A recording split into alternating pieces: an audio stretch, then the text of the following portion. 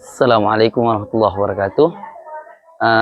Hari ini tanggal 7 Desember, hari ke-11 dari pasca banjir.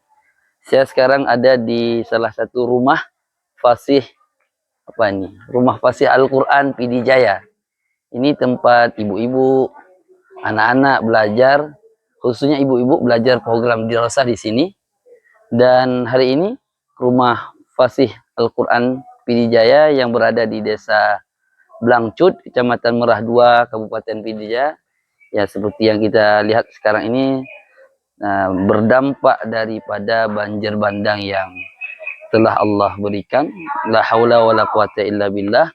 Dan beginilah kondisi hari ini. Mudah-mudahan kedepannya kita berharap semua elemen masyarakat bisa membantu masyarakat agar bisa kembali beraktivitas, mengaji, belajar di Rosah di sini kembali, sebagaimana harapan ibu-ibu yang seringkali mereka melaksanakan kegiatan belajar mengaji di daerah, desa atau kampung Blangcut, Kecamatan Merah 2, yaitu Rumah Fasih Al-Qur'an PD Jaya.